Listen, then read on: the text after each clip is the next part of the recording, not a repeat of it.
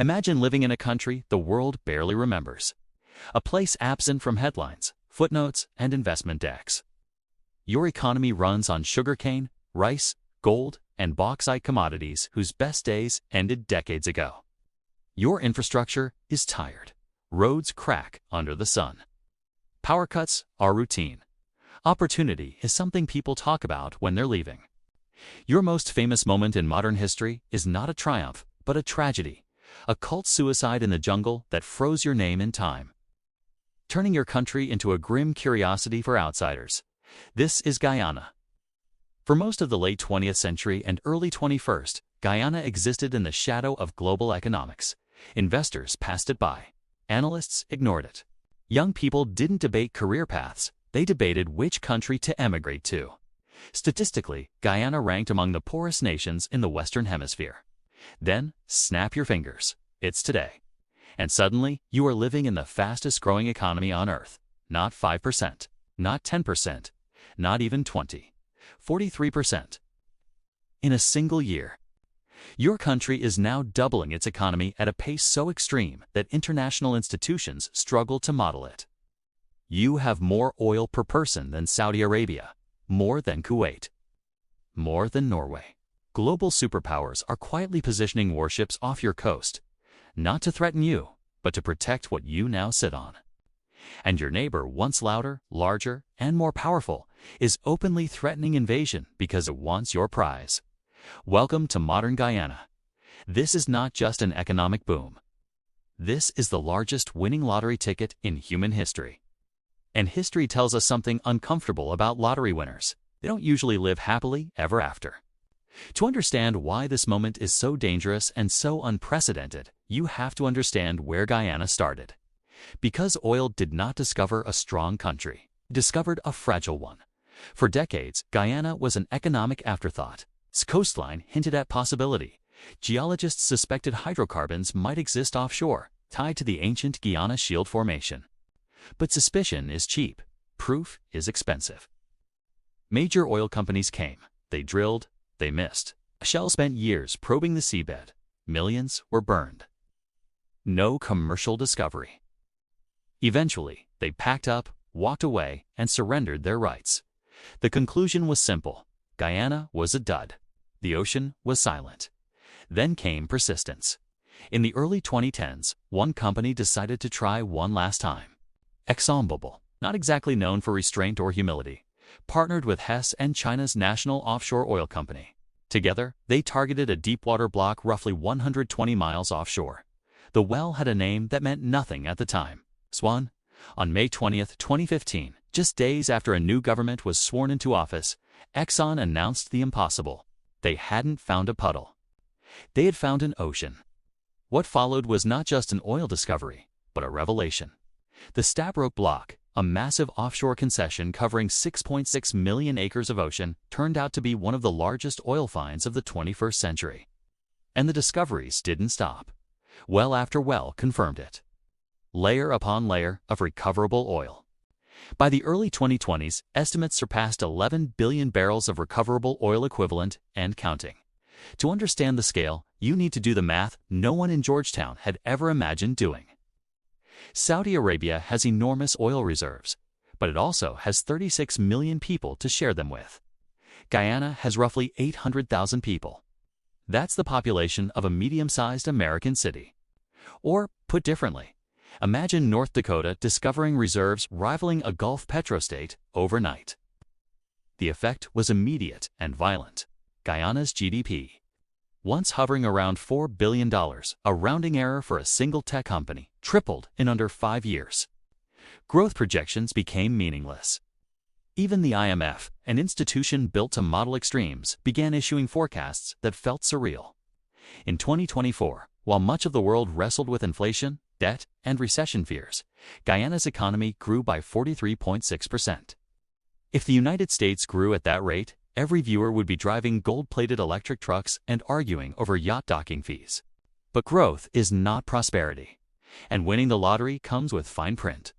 Because the moment Guyana found oil, two things happened simultaneously. First, attention arrived. Foreign governments, corporations, banks, Militaries suddenly cared deeply about a country they had ignored for generations.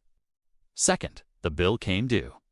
Because when Exxon struck oil, Guyana didn't just discover wealth, it discovered leverage and realized it didn't know how to use it. The country had no oil industry, no production history, no experienced negotiators trained to stare down one of the most powerful corporations on Earth. And in that imbalance, the foundations of everything that followed were laid. A single document would define how wealth flowed, who controlled it, and who bore the risk. It would become the most controversial contract in South American history.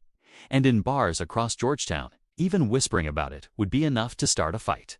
Because written into that document was a number so small, so shockingly small, that it still divides the nation. 2%. And that's where the real story begins. If you walk into a bar in Georgetown and quietly whisper the words 2% royalty, you may not finish your drink in peace. That number, small, almost laughable, has become one of the most emotionally charged figures in modern Guyanese history. Not because people misunderstand it, but because they understand it perfectly. After the oil discovery, Guyana faced a moment it had never prepared for. The country had oil beneath its waters, but no oil industry above them. No deep-water drilling expertise. No national oil company. No cadre of lawyers seasoned in billion-dollar resource negotiations. And no leverage. Across the table sat one of the most powerful corporate machines on Earth, ExxonMobil, backed by partners with global reach. Decades of experience, and teams whose sole purpose was to extract maximum value from moments like this. In 2016, the two sides finalized what is known as a production sharing agreement. On paper, it looked technical, boring, dense. Just another contract. In reality, it would decide whether Guyana's oil became a blessing or a slow-motion disaster. Let's break down what shocked economists. First, the royalty. Guyana receives 2% of gross oil revenue, not profit. Revenue that may sound fine until you look around the world. In comparable offshore projects, royalties typically range from 10% to 20%, sometimes higher. Royalties exist to guarantee the host nation income, regardless of costs, delays, or accounting tricks. 2% is not conservative. It is microscopic. Second, cost recovery. Under the contract, Exxon is allowed to deduct up to 75% of oil revenues each year to recover its costs. Drilling, equipment, logistics, everything. Only after those costs are deducted does the remaining 25% become profit oil. Third, profit split. That remaining profit oil is split 50/50 between Exxon and Guyana. When you run the numbers, especially in the early years when costs are highest, Guyana's effective take has been estimated at 14 to 15% of the total oil value, for a resource worth hundreds of billions of dollars. Then came the detail that shattered public trust. The contract was not immediately made public. During that period, Exxon paid an $18 million signing bonus. The government placed it in an undisclosed account and initially denied its existence. $18 million. In the context of an oil block now valued in the hundreds of billions, it was a rounding error, but symbolically, it was devastating. It confirmed the worst fear of resource-rich nations, that something had been done quietly before citizens could ask questions. Defenders of the deal argue Guyana had no choice. Offshore drilling is risky. The country lacked data. Generous terms were required to attract investment. Without Exxon, there would be no oil boom at all. Critics argue something darker. They say Guyana didn't negotiate poorly, it negotiated from fear. That its leader surrendered long-term national wealth in exchange for short-term certainty. Or worse, that they did not fully understand what they were giving away. And then there's the clause that truly locks the door. The Stability Clause. This provision effectively freezes Guyana's fiscal laws as they apply to Exxon. If the government raises taxes, introduces new regulations, or changes the legal environment in a way that reduces Exxon's profits, Guyana must compensate the company. Imagine renting an apartment and telling the landlord, "You can never raise the rent, and if your costs go up, I'll cover the difference." That is the protection Exxon received. And just as Guyana was trying to digest what it had signed, debating whether it had been outmaneuvered or outright robbed, a far greater danger began to loom. Because oil doesn't just attract corporations, It attracts predators. And to the west of Guyana sits a neighbor whose economy has collapsed, whose leadership is cornered, and whose political survival increasingly depends on external enemies. Venezuela. The dispute centers on Essequibo, a vast, jungle-covered region that makes up roughly 2/3 of Guyana's territory. Rich in minerals, rich in forests, and critically, anchoring the maritime boundary that defines Guyana's offshore oil fields. The roots of the dispute stretch back over a century. In 1899, an international arbitration awarded Essequibo to what was then British Guyana. For decades, the border was treated as settled. But in the 1960s, Venezuela challenged the ruling, claiming it was illegitimate. The dispute never fully died. It simply slept. Oil woke it up. By the 2020s, Venezuela's economy was in freefall. Hyperinflation, sanctions, isolation, and across the border. A small neighbor had just won the largest resource jackpot in modern history. In late 2023, the rhetoric escalated. Venezuela held a national referendum asking citizens whether the country should assert sovereignty over Essequibo. The government claimed overwhelming support, numbers widely questioned by independent observers. Then came the signals. Troop movements near the border. A new airstrip carved into jungle terrain. Official maps reissued, showing Essequibo as a Venezuelan state. The imbalance is staggering. Guyana's defense force numbers roughly 4,000 troops. Venezuela fields around 120,000, backed by armor and fighter jets. This is not David versus Goliath. This is David versus Goliath without the slingshot. But oil changes equations. Guyana's offshore fields are operated by corporations tied directly into American, European, and Chinese strategic interests. That fact alone transformed a local border dispute into a global concern. Military flights began appearing in Guyanese airspace. Naval patrols increased. Regional powers quietly repositioned. The message was subtle but unmistakable. You may posture, but you do not cross this line. For now, invasion is paused. But living next to a country that has officially declared your land as its own creates a level of national anxiety that no GDP growth can erase.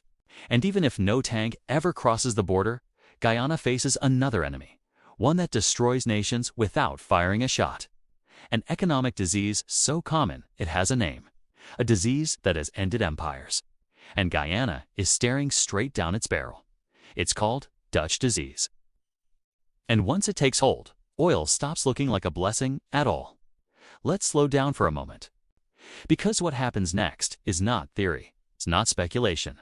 It's a pattern so old, so well documented, that economists gave it a name decades ago after watching a wealthy European country slowly undermine itself. They called it Dutch disease. And despite the almost gentle sound of the phrase, this is the mechanism that has destroyed empires. The idea is deceptively simple. A country discovers a massive natural resource, oil, gas, minerals. Foreign money floods in to buy it. To do that, investors must buy the local currency. Demand rises. The currency strengthens. At first, this feels like success. But strength has a dark side. As the currency appreciates, everything else the country produces becomes more expensive on global markets, agriculture, manufacturing, tourism. Suddenly, the rice, sugar, and gold that once sustained livelihoods can't compete with cheaper alternatives abroad. Those industries begin to die, not because they failed, but because oil crowded them out. Workers notice quickly. Why cut sugarcane in the heat for minimum wage when you can make 5 times more driving a truck for an oil logistics firm? Why stay on a farm when a service job tied to oil pays in dollars? Labor drains toward the boom. The country stops making things and starts importing them. This is how a nation becomes rich on paper and fragile in reality. And Guyana is watching this process unfold in real time. Picture a schoolteacher in Georgetown. Their salary increases modestly, maybe 10, 15%, enough to look good in a government press release. But at the same time, something else is happening. American engineers arrive. British consultants. Brazilian contractors. They're paid in oil money. They need apartments. Landlords do the math instantly. Why rent to a local teacher for $500 a month when you can rent to an oil contractor for $4,000? Rents explode. Restaurants pivot. Menus change. Prices double. Grocery bills rise. Services reorient toward those who can pay. The cost of living races ahead of wages. This is the cruelest feature of the resource. Boom, your country gets richer, and you feel poorer. Economists call this a two-track economy. Track 1, the oil economy. Law firms, shipping agents, government officials managing contracts, construction companies, anyone with a connection to the rigs. They are buying property, sending children abroad. Flying business class, talking about opportunity. Track 2, everyone else, taxi drivers, public servants, farmers, small business owners. They watch prices rise faster than their incomes. They hear about billions in revenue while struggling to pay rent. Growth becomes something they observe, not experience. Historically, Guyana was the breadbasket of the Caribbean. Demerara sugar was world famous. Rice-fed regions. Agriculture wasn't just economic, it was cultural. Now, farms struggle to find workers. If Guyana is not careful, it risks becoming a country that sits on billions of dollars of oil and cannot feed itself without imports. And to prevent that future, the government has chosen a strategy that feels logical and dangerous. Spend fast, very fast. The logic is understandable. Oil money is flowing now. Needs are enormous. Infrastructure is decades behind. So the state decides to build everything at once. Land at Chetty Jagan International Airport today, and the first thing you notice is dust. The entire country is under construction. Hospitals, highways, hotels, energy plants, new cities. It looks like someone opened a city building simulator, enabled unlimited funds, and started clicking everywhere. 12 hospitals under construction simultaneously. A $1.9 billion gas-to-energy project, 2/electricity costs. A 4-lane highway slicing through jungle toward Brazil. Luxury hotels, Marriott, Hyatt, Hilton rising to house oil executives. And then there's the crown jewel. Silica City, Georgetown, the capital, has a problem. It sits below sea level, protected from the Atlantic by a seawall. When it rains, flooding is routine. With climate change and rising seas, the city is living on borrowed time. So the government proposes something bold. Build a new capital on higher ground. A smart city. A modern hub. Guyana's future. On paper, it makes sense. In practice, it collides with reality. Capacity. Guyana doesn't have enough engineers. It doesn't have enough skilled labor. It doesn't even have enough construction-grade sand and stone. Yes, the country is building so fast that it is literally running out of sand. To keep projects moving, labor is imported. Thousands of foreign workers arrive. Cultures shift. Pressure builds. A small society of 800,000 people absorbs rapid change at a pace few nations have ever experienced. And where money moves fast, oversight weakens. Contracts are handed out quickly. Timelines compress. Scrutiny fades. Watchdog organizations begin raising red flags. Who is getting these contracts? The best qualified firms or the best connected ones? Because a road built poorly doesn't represent growth. It represents a transfer of wealth. If that road washes away in 2 years, was it development or corruption made visible? Yet despite all of this, the inflation, the risk, the speed, something remarkable is happening. For the first time in its history, Guyana has the power to shape its destiny. And instead of following the traditional oil state script, it is attempting something almost paradoxical, using oil money to save the planet. It sounds absurd, might even be brilliant, or it might be the most sophisticated form of self-deception yet. Because Guyana is one of the few countries on Earth that is carbon negative. Its forests absorb more carbon than the country emits. 18 million hectares of pristine rainforest act as part of the planet's lungs. For years, the world told Guyana, "Please don't cut down your trees." Guyana replied, "Then pay us." The world sent applause and very little money. Now, oil has changed the conversation. Guyana is trying to finance environmental preservation with fossil fuel profits, a contradiction so stark it borders on irony. And this is where the story takes its strangest turn yet. Because the same oil companies extracting carbon are now paying Guyana to keep its forests standing. A loop so bizarre it could only exist in the modern global economy. Whether this is genius or greenwashing at a national scale depends on what happens next. And what happens next depends not just on economics, but on politics, identity, and a nation whose deepest divisions are about to be tested by unimaginable wealth. Here is where the story bends in on itself. Because while most oil states clear forests, Guyana is being paid to protect them. Guyana is one of the very few countries on Earth that is carbon negative. Its vast rainforests, over 18 million hectares, absorb more carbon than the country emits. These forests are not symbolic. They are functional. To regulate rainfall across South America. They store carbon on a planetary scale. They are part of the Earth's life support system. For years, Guyana was told by the developed world, "Please don't cut down your trees. We need them." Guyana replied with a simple question, then, who pays the rent? The answer, for decades, was essentially no one. So Guyana stayed poor, protecting a global public good while receiving almost none of the economic benefit. Oil changed that. Under the government's Low-Carbon Development Strategy 2030, the country is attempting something unprecedented, using oil revenues to finance conservation, climate resilience, and long-term sustainability.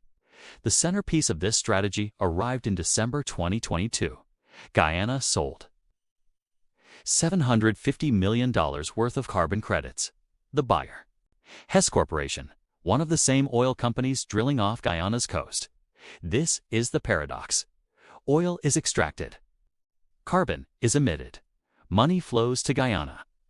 Then the oil company pays Guyana again to keep the forest standing, offsetting the emissions. Critics call it greenwashing at a national scale. They argue it simply gives oil companies a license to pollute while outsourcing moral responsibility to a small, developing state. The government's response is blunt. For the first time, we are being paid for preserving what the world needs. And to their credit, some of this money is reaching real people. In 2023, the government began distributing funds directly to indigenous Amerindian communities, the people who actually live in and protect the forest. For some villages, it was the first time they had ever received capital on that scale. But when large sums of money start moving quickly through a small country, something ancient is triggered. Politics. Guyana is not just a small state. It is a deeply divided one. Its population is shaped by colonial history. Roughly 40% are Indo-Guyanese, descendants of Indian indentured laborers. Around 30% are Afro-Guyanese, descendants of enslaved Africans. The remainder are indigenous peoples and citizens of mixed heritage. For most of Guyana's modern history, politics has not been left versus right. It has been identity versus identity. The two dominant political parties reflect this divide. One draws most of its support from Indo-Guyanese voters, the other from Afro-Guyanese communities. Elections are not just contests of policy, they are perceived as existential battles over access to the state. Because in Guyana, controlling the executive branch often determines who gets government jobs, contracts, and development projects. Lose power and your community can feel frozen out for years. This fragile balance nearly collapsed in 2020. After a fiercely contested election, the incumbent coalition refused to concede. For nearly 5 months, Guyana had no certified government. Courts were flooded with challenges. Protests simmered. Violence felt possible. Only sustained international pressure forced the final count and a peaceful transfer of power. Now add more than $100 billion in oil wealth to that environment. The opposition argues that oil revenues are flowing disproportionately toward communities aligned with the ruling party. The government denies this. But here's the danger. Perception matters more than spreadsheets. If half the country believes it is being excluded from the largest economic opportunity in its history, trust erodes. Resentment builds. Prosperity stops feeling national and starts feeling tribal. And while internal tensions rise, global powers are quietly positioning themselves nearby. Not as referees, as stakeholders. Guyana has suddenly become a strategic square on the South American chessboard. On one side, the United States. American interests dominate offshore production. Security cooperation with Georgetown has intensified. Joint military exercises, aerial patrols, diplomatic backing. Washington's objective is clear: a stable, pro-Western Guyana, not because it desperately needs the oil, but because it wants to control who does. On the other side, China. Chinese firms have financed and built major infrastructure, convention centers, airports, roads. More importantly, China's national offshore oil company holds a significant stake in the Stabroek Block. That means a portion of Guyana's oil wealth flows through a Chinese state-owned entity. Guyana is trying to balance both worlds. American military support deters Venezuela. Chinese financing accelerates development. Strategy works until it doesn't. Because if competition between Washington and Beijing hardens into confrontation, neutrality stops being an option. When you are a small country sitting on massive oil reserves, neutrality is not a principle. It is a luxury, and history is unforgiving to small states caught between empires. This brings us to the final fork in the road. The question every Guyanese citizen, whether they realize it or not, is being forced to answer. In 10 years, will Guyana become Qatar? Or will it become Nigeria? Both paths are paved with oil. One leads to stability, investment, and long-term planning. The other leads to volatility, corruption, and collapse. Right now, Guyana is trying to sprint between raindrops, spending fast enough to develop, but hoping to avoid inflation. Partnering with Exxon without becoming owned by Exxon. Balancing the US and China without choosing sides. Managing ethnic politics while oil money pours in. It is the most dangerous high-wire act in modern economics. And here's the part that should make you uneasy. They are doing all of this with a population smaller than Columbus, Ohio. Imagine handing the budget of a small empire to a city council and saying, build a civilization in 5 years. Don't mess it up. The entire world is watching. Because how Guyana handles this moment will echo far beyond its borders. And now, with the stakes laid bare, only one question remains. Is this oil boom a foundation or a fuse? There is a saying in Guyana, little by little, a dam is built. It's a proverb about patience, about steady effort, about the belief that durable progress is cumulative, not explosive. Oil does not respect that philosophy. Oil is fast. Oil is violent. Oil compresses decades into years and mistakes into moments. What is happening in Guyana right now is not just an economic transformation. It is a stress test of human institutions. A test of whether a small, historically divided nation can absorb a level of wealth that has broken far larger, far stronger states. Guyana is standing at a fork in the road. Down one path lies the dream. In this future, the government resists the temptation to treat oil money like a permanent salary. The Natural Resource Fund is managed conservatively, insulated from politics, and treated as a buffer, not a piggy bank. Spending is paced. Projects are sequenced. White elephants are avoided. Oil revenues are invested into people, not prestige. Education becomes the priority. The University of Guyana evolves into a serious regional research hub. Technical skills are developed domestically, so the next generation doesn't just service the oil industry. It owns pieces of it. The gas to Norge project succeeds, cutting electricity costs dramatically. Manufacturing becomes viable. Food processing scales. Agriculture modernizes instead of collapsing. Infrastructure is built and maintained. Roads last. Hospitals function. Ports work. The cost of living stabilizes. Growth slows, but it becomes real, tangible, shared. Some form of direct citizen benefit emerges, whether through public services, tax relief, or dividends, ensuring oil wealth is felt across communities, not just inside boardrooms. Ethnic politics soften, not because identity disappears, but because the stakes lower. When prosperity feels national, politics becomes less existential. In this version of the future, the world calls Guyana the Qatar of the Caribbean.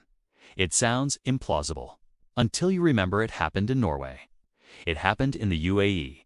It happened where institutions held and disciplined one. But there is another path, and statistically, it is the more common one. In this future, oil money accelerates everything, including decay. Dutch disease takes root. Agriculture continues to wither. Food imports rise. Local production becomes uncompetitive. The economy narrows around oil and services. Government spending grows accustomed to high prices. Then, inevitably, prices fall. Oil cycles always turn. Maybe it's 2032, maybe 2035. But when it happens, revenue collapses overnight. Budgets don't. Projects stall. Debt rises. Confidence evaporates. Institutions weaken under pressure. Corruption hardens into expectation. Political divisions sharpen as the pie shrinks. Zero-sum thinking replaces compromise. Infrastructure built in haste decays faster than it was constructed. Luxury hotels empty. Skilled workers leave. The rainforest slowly reclaims roads that were never maintained. This is the story of Venezuela. This is the story of Angola. This is the story repeated across the resource-rich world. Right now, Guyana is trying to run between these futures, spending fast enough to develop, but not so fast that inflation spirals. Partnering with Exxon, but hoping not to become dependent on Exxon. Balancing the United States and China without choosing a side. Managing deep social divisions while unprecedented wealth pours in. This is not just difficult, it is dangerous, and the most sobering part. They are attempting this with a population smaller than many global cities. Imagine giving the budget of a small empire to a city council and saying, "Build a civilization in 5 years. Don't fail. The margin for error is razor thin." But here is the truth, often lost in statistics and projections. For the people living in Guyana right now, this doesn't feel like a case study. It feels like hope. It feels like fear. It feels like holding a winning lottery ticket while riding a unicycle on a tightrope with no net below. Parents wonder whether their children will finally have a future at home. Teachers wonder whether their salaries will keep pace with rent. Farmers wonder whether their land still matters. Politicians wonder whether restraint is even possible when money flows this fast. The world tends to talk about resource curses as inevitabilities. They are not. They are probabilities. And probabilities can be beaten, but only with discipline, transparency, and time. Oil gives Guyana power. But power is not the same as control. Control comes from institutions that outlast booms. From citizens who demand accountability even when times are good. From leaders who understand that the most dangerous moment for a nation is not poverty, it's sudden wealth. Guyana has been forgotten for most of modern history. Now it is being watched. Not just by investors, not just by governments, but by every country that dreams of striking it rich and wonders whether it would survive the win. So here is the real question, not for Guyana. For all of us, if your country doubled overnight, would it make you stronger? Or would it reveal what was already broken?